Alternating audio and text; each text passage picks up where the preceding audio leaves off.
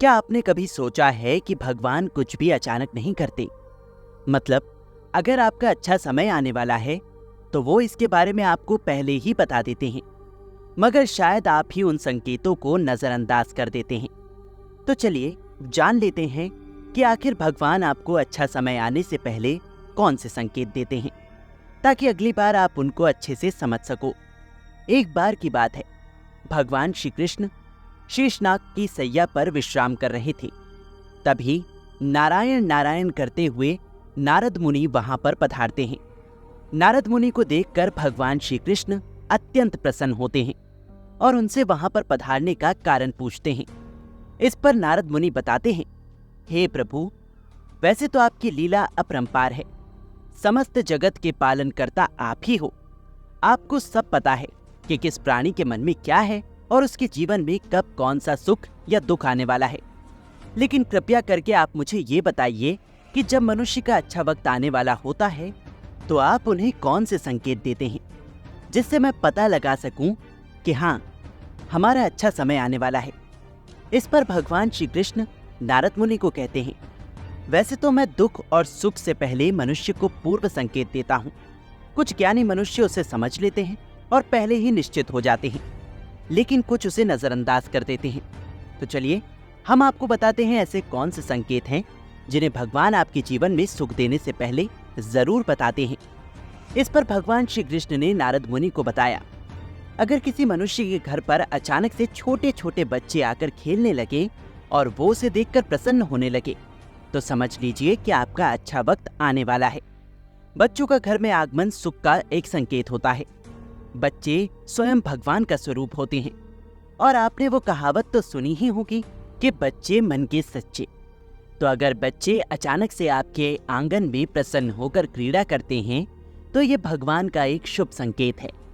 इसके अलावा अगर पुरुष की दाईं आंख और स्त्री की बाईं आंख भड़कने लगे तो ये भी एक शुभ संकेत है, जिसके द्वारा भगवान हमें ये समझाने की कोशिश करते हैं कि अब हमारे जीवन में अच्छा वक्त आने वाला है। अगर किसी मनुष्य के घर पर बिल्ली ने बच्चों को जन्म दिया है या फिर कोई पशु पक्षी जाकर उसके घर में वास करने लगे हैं, पक्षियों ने घोंसला बना लिया है, वहां पर नए जीवों का आगमन हुआ है, तो ये भी एक शुभ संकेत है जो आपके जीवन में आने वाली खुशियों के बारे में बताता है।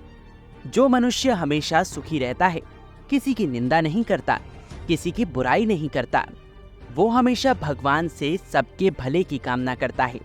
उसके चेहरे पर प्रसन्नता की एक अलग ही झलक होती है। ऐसे मनुष्य भगवान को सबसे ज्यादा प्यारे होते हैं। एक खुश मन में ही भगवान वास करते हैं। अगर आपके चेहरे पर भी बिना वजह प्रसन्नता आ रही है तो समझ लीजिए कि भगवान आपको कुछ अच्छी खबर देने वाले हैं।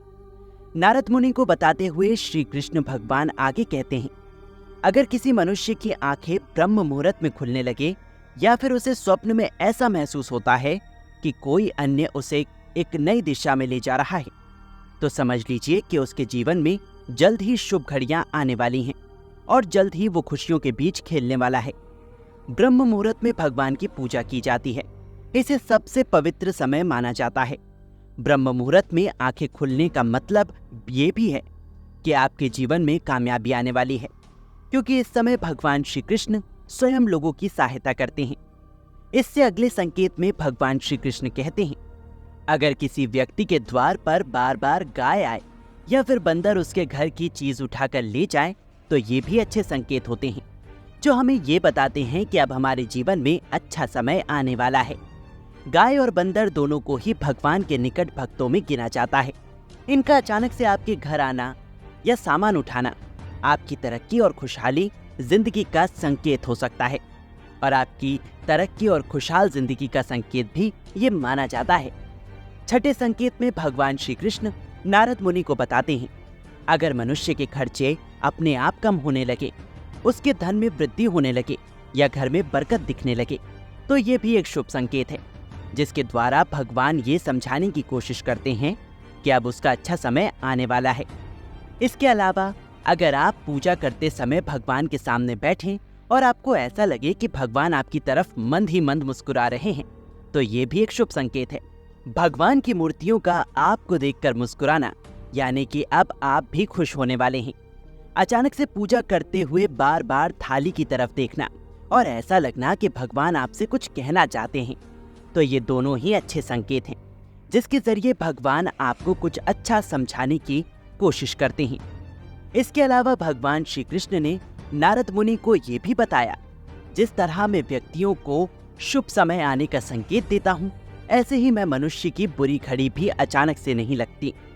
उससे पहले भी मैं संकेत देता हूँ, लेकिन अज्ञानी मनुष्य उसे समझ ही नहीं पाते और बाद में भाग्य, समय और भगवान तीनों को दोष देते हैं।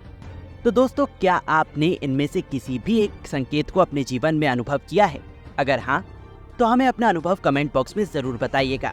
साथ ही अगर आपको वीडियो पसंद आई है तो इसे लाइक करके हमारे चैनल को सब्सक्राइब करना बिल्कुल ना भूलें। धन्यवाद।